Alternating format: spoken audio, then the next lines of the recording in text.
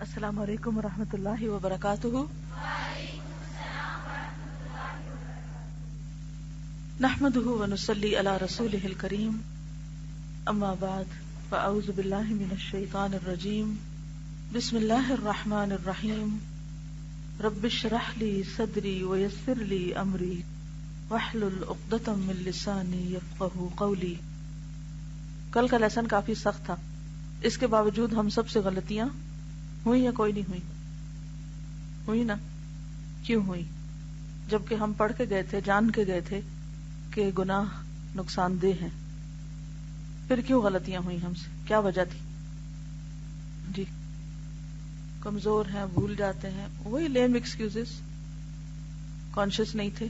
اور بیسیکلی ہم نے ڈیسائیڈ نہیں کیا کہ ہم بدلیں. اگر ہم بدلنا چاہیں تو ہم ضرور اپنے اوپر کنٹرول بھی کریں. بات یہ ہے کہ صرف ایک دن کچھ پڑھ لینے سے، ایک دن صرف کچھ جان لینے سے عمل نہیں بدلا کرتا. چلتے وقت انسان گرتا ہے، ارادہ بھی ہو، کوشش بھی ہو، پھر بھی گرتا ہے. چلتے چلتے چلنا آتا ہے. تو جو رخ اختیار کر لے گا، چلنے کی طرف منہ کر لے گا، اللہ تعالیٰ اس کو توفیق بھی دے دے گا. جو بدلنے کا ارادہ کر لے گا نا، جو نیت کر لے گا، پھر اللہ اسے توفیق بھی دے دے گا. اور اگر نیت ہی نہیں، ریئلائزیشن ہی نہیں، پھر نہیں ہو سکتا کبھی بھی. اور الٹیمیٹلی نقصان تو وہی اٹھائے گا جو اپنے اوپر ظلم کرے گا. وَقَدْ خَابَ مَنْ حَمَلَ ظُلْمًا. کوئی خاص دعا جو آپ نے مانگی ہو اپنے لیے، جو کچھ کل سے آج تک پڑھا اور پھر عمل کیا اور کچھ کوتاہی ہوئی، کیا دعا مانگی آپ نے؟ جی اللہ ہمیں ہمارے گناہ دکھا دے، اور ارنا الحق حقا، اور اللہم انی اعوذ بک من شر نفسی. دیکھیے اس موقع پر یہ جاننے کی ضرورت ہے کہ غلطی کی وجہ کیا تھی، اور جب تک وہ وجہ نہیں درست ہوگی نا تو غلطی نہیں درست ہو سکتی. اور اس کے لیے دعا کریں. سب سے پہلی بات تو یہ کہ کل سے آج تک سوچئے کوئی غلطی کی آپ نے، اور وہ کیا تھی. اپنے آپ سے ہی سوچ کے بتائیے، اپنے آپ کو بتائیے. گفتگو میں، معاملے میں، رویے میں، اخلاق میں غلطی ہوئی؟ پھر سوچیں کیوں ہوئی، کیا وجہ تھی. اب اس میں بھی آپشن آپ کے، یا تو اپنے آپ کو جسٹیفائی کرنے لگے، ہم کمزور ہیں، ہم بھول گئے، اور بہت سی اس طرح کی وجوہات. لیکن اس سے آگے بھی کوئی وجہ ہے، اور وہ ہے ارادے کی کمی، ارادے کی کمزوری. لم نجد لہو عزما، عزم کی کمی، وہی جو آدم علیہ السلام میں ہوئی. پھر اور وجہ سوچئے کہ کیا کوئی خاص انوائرنمنٹ ایسا تھا، یا ضبط نفس کی کمی تھی، یا میری وہ بری عادتیں جو جڑ پکڑے ہوئے ہیں ان سے میں مجبور ہوں، کیونکہ ایڈکشن ہو جاتی ہے نا بری عادتوں کی بھی، ان سے مجبور ہوں کہ ابھی تک پوری روشنی آئی نہیں دل میں کہ دیکھ سکوں کہ جو برائی ہے وہ برائی ہے. کیونکہ مشکل یہ نا کہ ہم اپنی برائیوں کو اچھائی کہتے رہتے ہیں. جب تک ہم اپنے عیب دیکھ نہیں سکیں گے اصلاح نہیں ہو سکتی، دور نہیں کریں گے. چہرے پہ لگا داغ نظر آتا ہے تو ہٹاتے ہیں نا، جب تک نظر نہیں آتا ہٹاتے بھی نہیں. تو پوری طرح ڈیپلی انالائز کیجئے کہ کس چیز نے آپ کو ٹریگر کیا تھا اس غلط کام پر، کس چیز نے اکسایا تھا، کہ اگر وہ نہ ہوتی تو وہ غلطی نہ ہوتی. کوئی مجھے بتائے اپنا، میں واقعہ نہیں کوئی جاننا چاہتی لیکن سبب جاننا چاہتی ہوں کہ کوئی ایسی غلطی آپ سے ہوئی جس کا آپ نے کلاس میں عہد کیا تھا کہ آئندہ میں یہ نہیں کروں گی، لیکن باہر نکلے پھر ہو گئی. تو وہ کیا چیز سبب بنی تھی، اور اس کا علاج آپ نے اب کیا سوچا ہے. جی اب آپ سوچئے کہ غصے کی وجہ کیا چیز بنی تھی. ہم سبھی سوچیں کہ اگر مثلاً ہمیں کل سے آج تک غصہ آ گیا تھا تو غصے کی وجہ کیا بنی تھی. کسی نے غصہ دلا دیا، یا آپ کی اپنے اندر کوئی ایسی چھپی ہوئی چیز ہے جس نے آپ کا غصہ ابھار دیا. تو وہ کیا چیز ہے جہاں سے آپ کو غصہ آ گیا تھا، اس سبب کو دیکھیے. جی آپ نفس پہ کنٹرول نہیں ہے، دوسروں کو پرفیکٹ دیکھنا چاہتے ہیں، کمی خود اپنے اندر ہوتی ہے، ٹھیک ہے، اور صبر کی کمی ہے، یعنی عہد تو کرتے ہیں کہ یہ نہیں کریں گے، لیکن جب وہ وقت آتا ہے تو پھر وہیں جا گرتے ہیں. سوچے کس چیز سے گرے تھے؟ وہ پانی کی سلپ تھی، وہ کیلے کا چھلکا تھا، وہ کوئی پڑی ہوئی چیز نظر نہیں آئی تھی. مطلب کوئی ریزن ہوتی ہے نا گرنے کی. فزیکلی جب ہم گرتے ہیں تو کوئی وجہ ہوتی ہے گرنے کی. تو سوچئے کہ جو بھی کوئی چیز آپ سے غلط ہوئی تو گرے کیوں؟ جی آپ بتائیے. یہ کہتے ہیں کہ مجھے ایسا محسوس ہوتا ہے کہ میرے اپنے اندر کوئی ایسی خرابی ہے کہ جس کی وجہ سے میں ابھی تک اللہ کی مدد کے قابل نہیں ہوں، کیونکہ اگر اللہ میری مدد کرتا تو میں شیطان کے پھندے میں نہ آتی، میں نہ گرتی. تو اس کے ازالے کے لیے کیا کرنا چاہیے؟ پھر اللہ سے مدد مانگنی چاہیے، پھر استغفار کرنا چاہیے. آپ سب نے سچے دل سے استغفار کی کسی موقع پر؟ اوکے، پھر کیجئے، اس عمل کو جاری رکھیے، کیونکہ استغفار فائدہ مند ہوگا انشاءاللہ. اور خواہشات گناہ کی طرف لے جاتی ہیں جن کو کنٹرول کرنا مشکل ہوتا ہے. جی پیچھے سے آپ فرمائیے. وہ بھی خواہشات میں سے ایک تو ضرورت کی نیند ہے ہی جتنے گھنٹے آپ کو سونا ہے، لیکن اگر نماز کے لیے آنکھ نہیں کھلی، تہجد کے لیے آنکھ نہیں کھلی، تو اس کے پیچھے وہ وجہ تھی، اس وجہ کو ڈھونڈیے. جی بے سوچے سمجھے ہم بول جاتے ہیں اور پھر اس کے بعد ہم ازالہ نہیں کر پاتے. وہ منہ سے نکلے ہوئے لفظ جو ہے وہ واپس نہیں لا سکتے. تو پھر کیا کرنا چاہیے؟ آئندہ کے لیے مزید سوچنے کی کوشش کرنی چاہیے، مزید سوچ کے بولنا چاہیے. جی آپ. جی وقت کی قدر نہیں کی اور جب ایک کمپنی میں بیٹھے تو وقت ضائع ہو گیا. جی ہاں، یہ بہت درست آپ نے بات کی کہ بعض اوقات ہماری کمپنی ایسی ہوتی ہے کہ جس میں ہم بھول جاتے ہیں اور ہم اوور ویلمڈ ہو جاتے ہیں، یعنی ہماری سوچ سمجھ جو ہے اس وقت مفقود ہو جاتی. لیکن ضمیر بتاتا ہے نا کہ نہیں، اندر سے آواز آتی ہے نا کہ ٹھیک نہیں کیا، خود ہی احساس ہوتا ہے نا. پھر کیا کرنا چاہیے جب احساس ہو جائے کہ ٹھیک نہیں کیا؟ دو کام کرنے چاہیے. ایک تو یہ کہ یہ سوچنا چاہیے کہ آئندہ جب ایسی سچویشن آئے گی تو مجھے پہلے سے سنبھل کے رہنا ہے. جیسے آپ چلتے ہوئے اگر کسی میں سب پانی سے گر گئے تو آئندہ اس جگہ سے چلتے ہوئے جو عقلمند ہوتا ہے وہ کیا کرتا ہے؟ وہ اس جگہ جا کے ایک دم محتاط ہوتا ہے کہ یہاں سے میں پہلے گرا تھا. تو آئندہ ایسی سچویشن آنے سے پہلے اپنی باگیں کھینچ لیجئے کہ مجھے یہاں اب سنبھلنا ہے. دوسرے کہ اللہ سے مدد مانگنا ہے فوراً. یہ کہتی ہیں کہ اس کے لیے کیا کرنا چاہیے قوت برداشت بڑھانے کے لیے؟ اچھا سوال ہے. اعوذ باللہ پڑھے اور خاموشی، گڈ. اور جلد بازی سے بچے کیونکہ جلد بازی بھی شیطان کی طرف سے ہوتی ہے. جی آپ.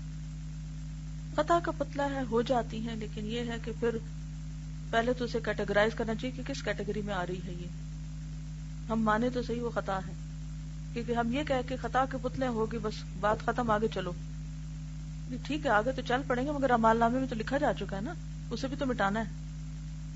تو اس میں یہ ہے کہ انسان جب تک اپنا محاسبہ خود نہیں کرے گا، اپنا حساب خود نہیں لے گا، اسباب معلوم نہیں کرے گا کہ اندر اسباب ہیں یا باہر.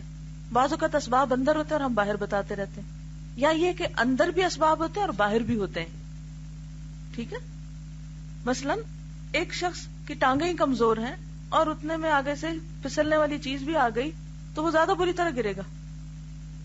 لیکن اگر باہر پھسلنے والی چیز ہے اور اس شخص کا قدم مضبوط ہے تو وہ زیادہ بہتر سنبھل جائے گا. تو دونوں اسباب جانیے، کون سے؟ اندر کے بھی اور باہر کے بھی. کس چیز نے پھسلایا، کیوں پھسلے، کیوں گرے، کیوں ایسا ہوا، آئندہ ایسا نہیں کرنا. اور جب سبب پتہ چل جائے گا نا، آپ کو صحیح وجہ پتہ چل جائے گی، تو آپ دیکھیں گے کہ آپ انشاءاللہ کامیاب بھی ہونے لگیں گے اللہ کی مدد سے. جی ہاں، اس سچویشن کو اوائڈ کریں. لیکن بعض اوقات ایسا ہوتا ہے نا کہ آپ اوائڈ کر نہیں سکتے، آپ کو انہی لوگوں کے ساتھ جینا ہے. مثلا اگر آپ کے گھر میں کوئی شخص بہت ہی منفی ذہن کا مالک ہے، ون آف یور پیرنٹس، تو اب آپ گھر چھوڑ کے تو نہیں بھاگ سکتے، یہ بھاگ جائیں گے. رہنا تو اسی گھر میں ہے نا کہ نہیں. اب کسی کے شوہر مثلا بہت بد زبان ہے، اب آپ کیا کریں گے؟ گھر چھوڑ دیں گے؟ نہیں، آپ کو وہیں رہنا ہے. تو پھر آپ کو یہ ڈفرینس مینجمنٹ سیکھنی پڑے گی کہ ڈفرینسز کے موقع پر مجھے کس طرح بہیو کرنا ہے. وہ تو ایسا ہے ہی، لیکن مجھے سیکھنا ہے. یہ ایسا ہی ہوتا ہے نا کہ جیسے کسی گھر میں کوئی ہینڈی کیپڈ پرسن ہوتا ہے نا، بعض اوقات گھروں میں ایسے بیمار بچے ہوتے ہیں یا کوئی، تو اس کے لیے پورے گھر والوں کو کچھ خاص طریقے سیکھنے پڑتے ہیں ڈیلنگ کے، یا نہیں؟ کوئی مثال سے سمجھائے گا مثلا؟ جی آپ بتائیے. بالکل، شاباش. مثلا اگر آپ کے گھر میں کوئی بھائی ہے تو اس کے جنون ہے، پاگل ہے مثلا. اب آپ اسے گھر سے باہر تو نہیں نکال سکتے، یہ نکال دیں گے؟ نہیں. بھائی ہے، کہاں پھینکیں گے؟ آپ خود بھاگ جائیں؟ نہیں، یہ بھی نہیں ہو سکتا.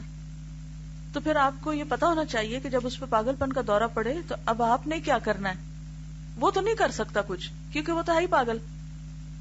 اپنی سچویشن کو ایکسپٹ کر لیں کہ مجھے رہنا بھی ادھر ہے کیونکہ یہ میرا گھر ہے، اور میرا ایک بھائی پاگل بھی ہے جس کو ہم کہیں پھینک نہیں سکتے، اس کو بھی یہی رہنا ہے. لہذا I have to learn کہ how to deal in difficult situation. یا نہیں؟ یہی معاملہ ہر جگہ ہے، ہر سچویشن میں یہی کچھ کرنا ہوگا.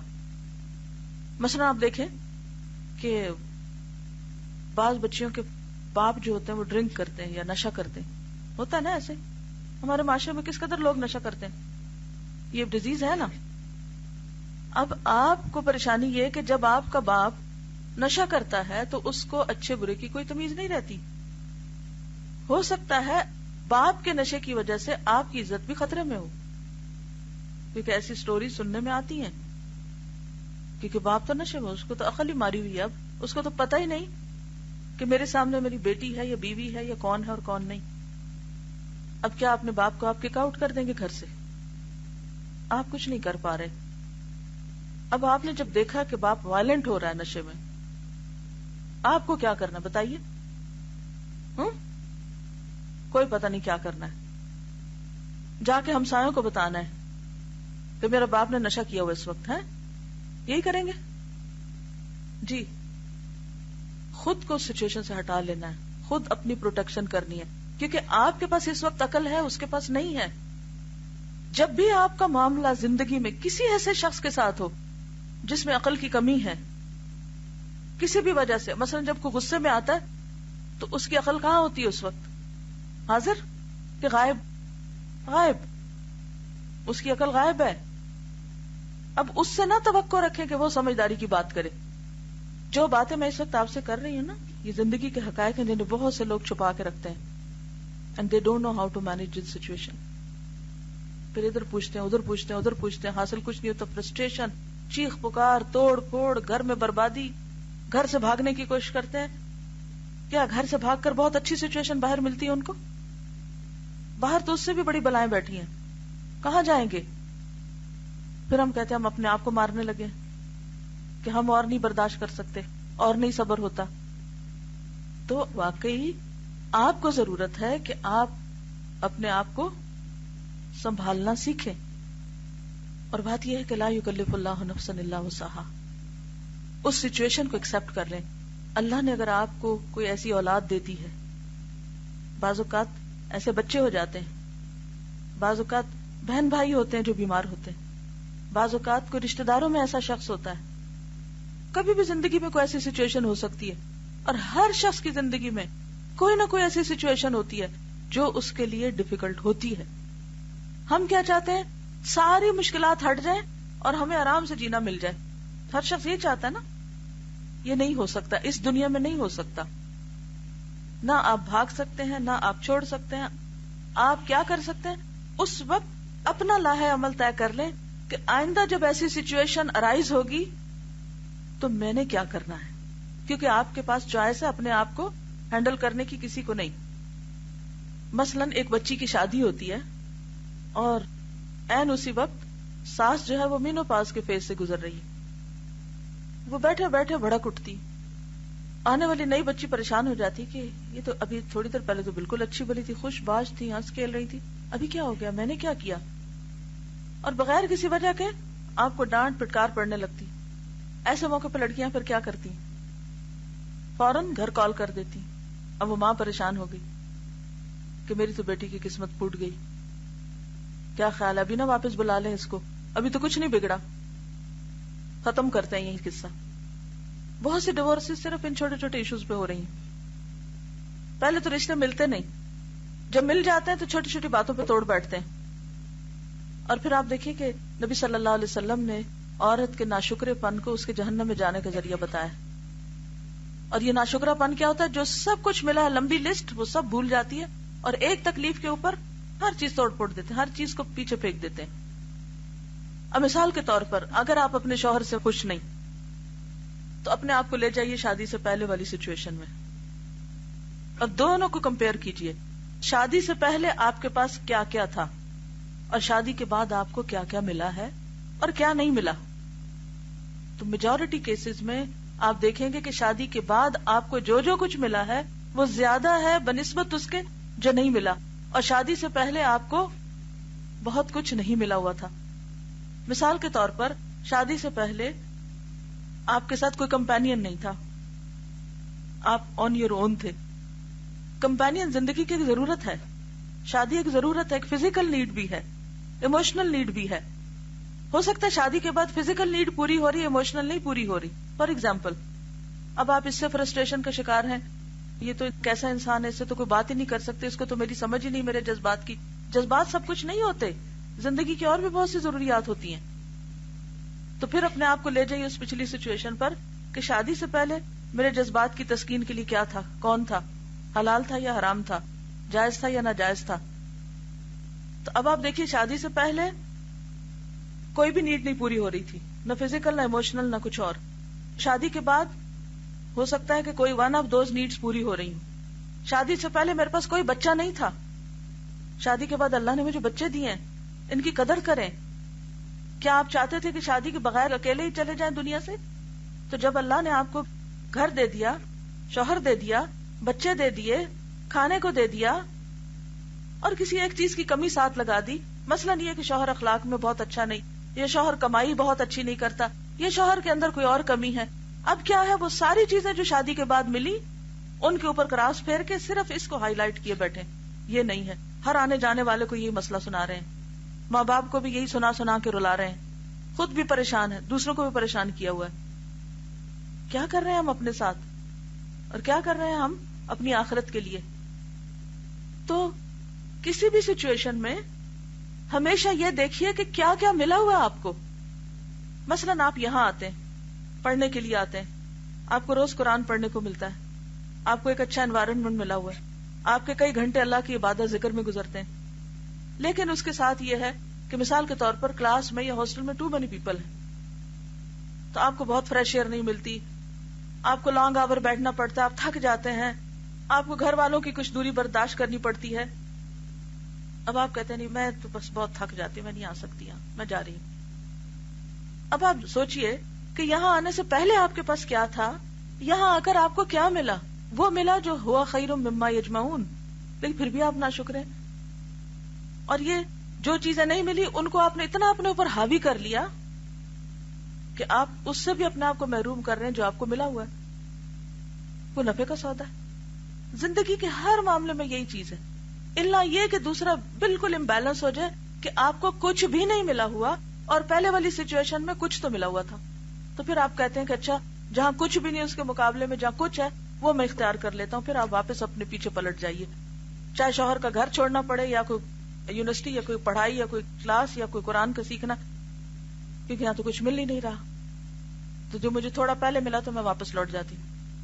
جو لڑکیاں چھوٹی چھوٹی بات پر واپس گھروں کو پلٹنا چاہتی ہیں یہ سوچ کر کہ ہمارے ماں باپ ہمارے لیے بہت اچھے, تو سب کو ہی اچھے ہوتے ہیں اپنی اولاد کے لیے, لیکن ماں باپ وہ سب کچھ نہیں دے سکتے جو شوہر سے ملتا ہے.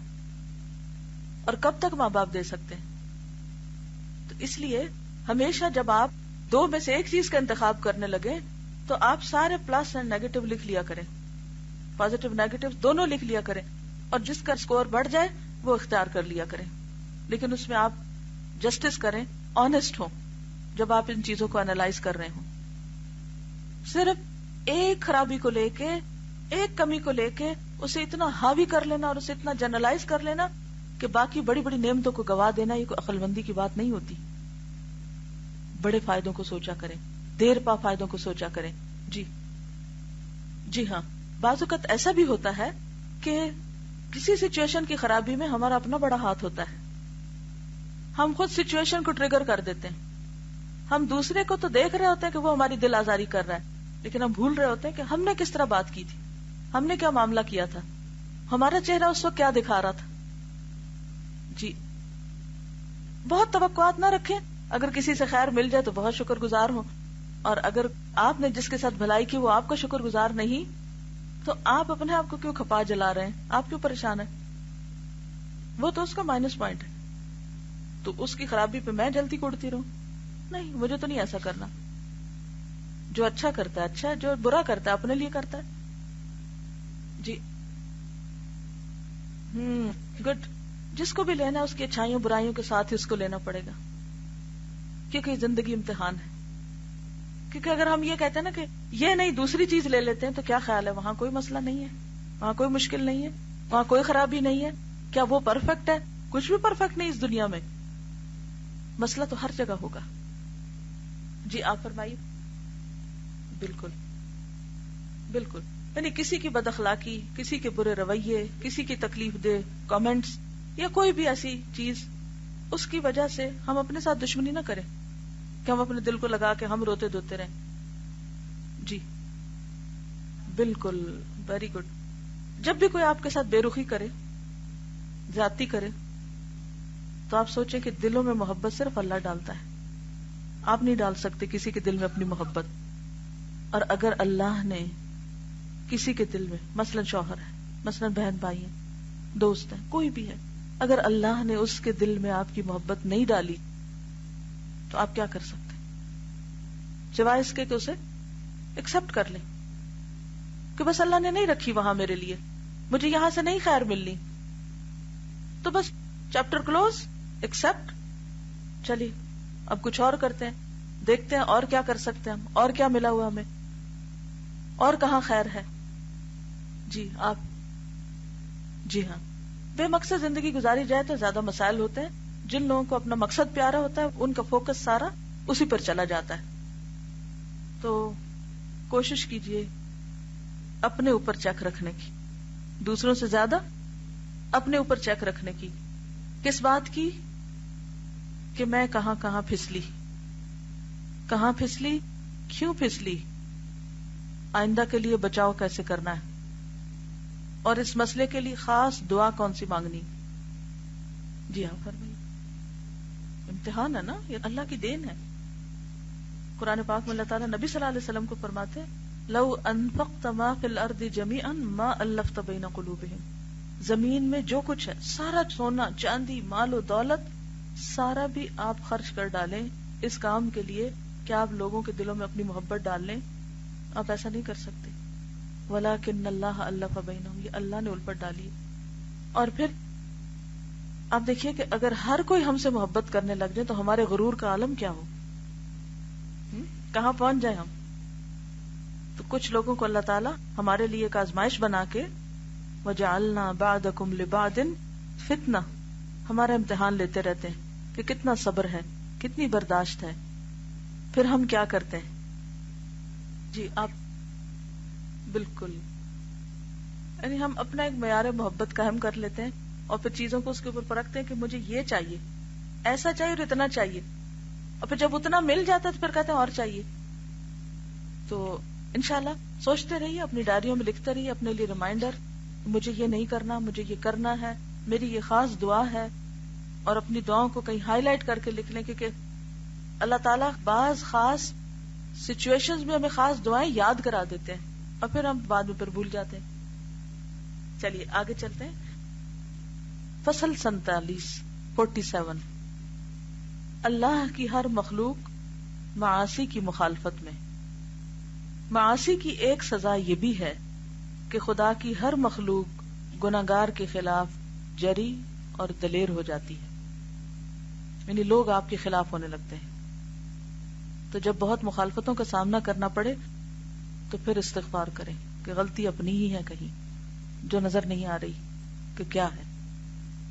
شیاطین بھی جری اور دلیر ہو جاتے ہیں اور اسے ایذا اور تکلیفوں میں مبتلا کر دیتے ہیں، دھوکہ دیتے ہیں اور ایسی چیزوں اور باتوں سے اسے غافل کر دیتے ہیں جن سے اس کی مصلحتیں وابستہ ہوتی ہیں، یعنی اہم کام بھلا دیتے ہیں اس کو، اور جنہیں فراموش کرنے سے اسے سخت سے سخت نقصان پہنچتا ہے۔ کچھ کام ہمیں زندگی میں ایسے کرنے ہیں کہ جنہیں کرنا ہی کرنا ہے، فرائض کے درجے میں، مثلا نماز وغیرہ یا اور کئی ایک فرائض ہیں ہم پر، اگر ہم انہیں بھلا دیں گے، اگر ہم انہیں ادا نہیں کریں گے تو سخت نقصان ہو سکتا ہے۔ تو جب انسان اللہ کی نافرمانی کرتا ہے تو شیطان انسان پہ دلیر ہو جاتا ہے اور پھر اس سے وہ کیا فائدہ اٹھاتا ہے کہ اسے فرائض سے غافل کر دیتا ہے۔ شیاطین اس پر اس قدر غالب آ جاتے ہیں کہ اللہ کی نافرمانی کی طرف اسے زبردستی دھکیل کر لے جاتے ہیں۔ نیز انسانی شیاطین بھی اس کے خلاف اٹھ کھڑے ہوتے ہیں اور اس کی موجودگی اور عدم موجودگی میں اسے ہر ممکن ایذا دینے اور تکلیفیں پہنچانے لگتے ہیں۔ اس کے گھر کے لوگ، خدام، نوکر چاکر، اس کی اولاد اور پڑوسی سب کے سب اس کے خلاف ہو جاتے ہیں۔ بعض لوگ باقاعدہ روتے ہیں اس بات پہ کہ سب میرے خلاف ہیں، ہر کوئی میرے خلاف ہے، کوئی میرا ساتھ نہیں دیتا، کہتے ہیں ایسے۔ کبھی سنی یہ بات؟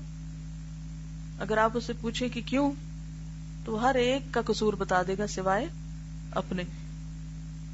اور یہاں یہ کیا بتا رہے ہیں کہ قصور اپنا ہے، لیکن نظر نہیں آتا نا، یاد ہی نہیں ہوتا کون سا تھا، کیا ہے، کیونکہ ہر ایک پہ پابندی لگائی ہوئی کہ خبردار جو کوئی مجھے بتائے میرا قصور کیا ہے، میں تو مظلوم ہوں، میرا بھی کوئی قصور ہو سکتا، سارے تو میرے خلاف ہے لہٰذا میں مظلوم ہوں۔ اگر واقعی اپنا بھلا چاہتے ہیں تو دوسروں سے پوچھ لیں یا کوئی بتائے تو سن تو لیں کیا کہہ رہا ہے کوئی۔ سب کے سب اس کے خلاف ہو جاتے ہیں اور اسے ستانے کی کوشش کرتے ہیں۔ حیوانات اور چوپائے بھی اس کے خلاف جری اور دلیر ہو جاتے ہیں۔ اسی لیے اسلاف میں بھی بعض بزرگوں نے کہا ہے، انی لعاصی اللہ فعارف ذلک فی خلق امرأتی و دابتی، جب کبھی مجھ سے اللہ کی کوئی نافرمانی ہو جاتی ہے تو اس کا اثر مجھے اپنی بیوی اور سواری کے جانوروں تک میں محسوس ہوتا ہے۔ جو بھی سبارڈینیٹس ہیں، جو بھی میرے نیچے کام کرتے ہیں، حتیٰ کہ سواری، اس میں بھی اثر آنے لگتا ہے۔ اسی طرح حکام اس کے خلاف اقدام کرتے ہیں اور عدل و انصاف کی مسند پر بیٹھ جاتے ہیں تو اس پر پوری پوری حدود جاری کرتے ہیں اور سخت ترین سزائیں دیتے ہیں۔ خود اس کا نفس بھی اس کے خلاف جری ہو جاتا ہے، جو شیر کی طرح اس پر حملہ آور ہوتا ہے اور اسے مشکلات اور دشواریوں میں مبتلا کر دیتا ہے۔ یعنی انسان کے لیے اپنا نفس کنٹرول کرنا مشکل ہو جاتا ہے۔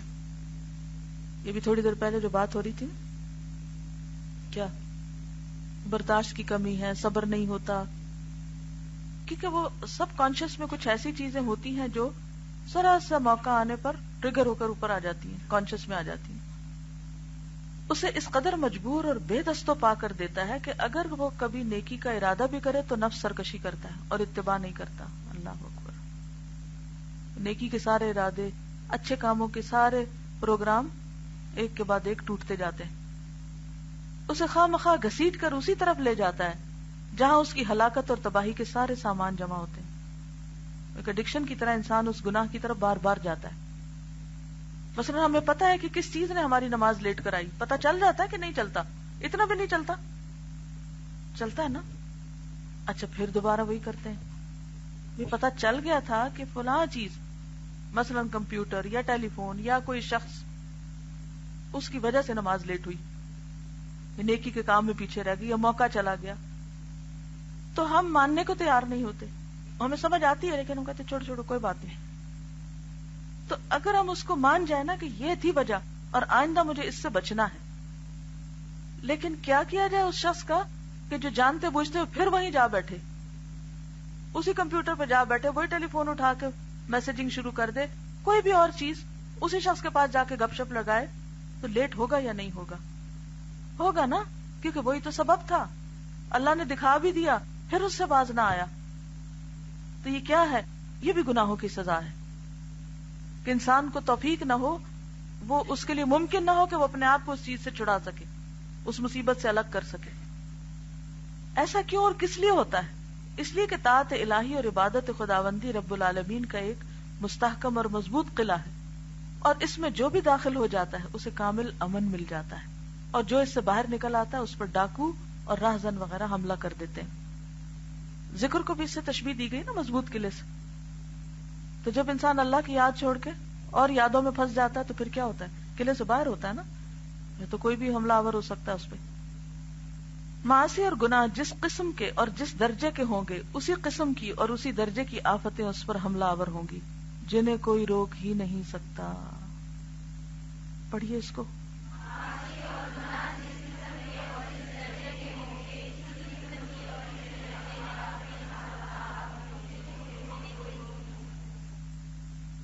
ذکر الہی، اطاعت خداوندی، صدقہ خیرات، جہلاء کو ہدایت اور تلقین، امر بالمعروف اور نہی عن المنکر، ایسی زبردست اور مقدس چیزیں ہیں کہ وہ بندے کی حفاظت اسی طرح کرتی ہیں جس طرح انسان کی قوت آنے والے یا آئے ہوئے مرض کی مقاومت اور مدافعت کرتی رہتی ہے۔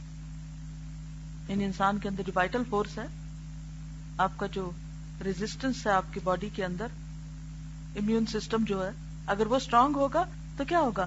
بیماریاں آئیں گی، ایئر میں تو ہوگی چیزیں لیکن وہ اس کو ریزسٹ کر دے گی، پیچھے ہٹا دیں گی۔ لیکن اگر وہ ویک ہو تو ہر وائرس حملہ آور ہو جائے گا۔ تو گناہ بھی انسان پر اس وقت حملہ آور ہوتے ہیں جب اس کا دل یا ایمان یا ارادہ کمزور ہوتا ہے۔ یہ قوت اگر ختم ہو جائے تو مرض پوری قوت سے حملہ کر دیتا ہے اور بالآخر اسے ہلاک کر ڈالتا ہے۔ آدمی کے لیے وہ قوت ضروری ہے جو دفاع کر سکے، یعنی بجائے اس کے کہ آپ روز روز اینٹی بایوٹکس کھاتے رہیں، اس سے بہتر ہے کہ آپ کیا کریں؟ ایسا کام کریں کہ اپنا امیون سسٹم بہتر بنائیں تاکہ آپ کو وہ وائرس اٹیک ہی نہ کرے اور اینٹی بایوٹک تک جانا ہی نہ پڑے۔ جب جسم میں جراثیم گھس جاتا ہے پھر آپ اس کو کل کرنے کی فکر کرتے ہیں تو بہتر ہے کہ اس کے اوپر پابندی لگا کے اندر نہ آ سکے، کیونکہ نیکیوں اور گناہوں کے نتائج ایک دوسرے کی مدافعت کرتے ہیں، جو غالب آ جاتا ہے اسی کا حکم چلتا ہے۔ اہل ایمان کی جانب سے اللہ تعالی ہمیشہ مدافعت کرتا رہتا ہے۔ تو بات وہی ہے نا کہ جب کبھی ایسا ہو تو آپ سوچیں کہ اللہ کی مدد سے محروم ہو گئی ہوں، اسی لیے تو اس گناہ میں پڑی ہوں، اگر اللہ کی مدد ہوتی تو میں بچ جاتی۔ لولا ان رأى برہان ربہ، یوسف علیہ السلام کے لیے آتا ہے نا کہ رب کی برہان دیکھی تھی، رب نے بچایا تھا۔ تو ہر طرح کی پھسلن جو ہے گناہوں کی، اس سے انسان رب کے سہارے اور رب کی مدد سے ہی بچ سکتا ہے۔ اہل ایمان کی جانب سے اللہ تعالی ہمیشہ مدافعت کرتا رہتا ہے، اور ایمان نام ہے قول اور عمل کا، جس قدر قوت ایمانی زیادہ ہوگی قوت مدافعت بھی زیادہ ہوگی۔ واللہ المستعان۔ سبحانک اللہم و بحمدک، نشہد ان لا الہ الا انت، نستغفرک و نتوب الیک۔ السلام علیکم و رحمۃ اللہ وبرکاتہ۔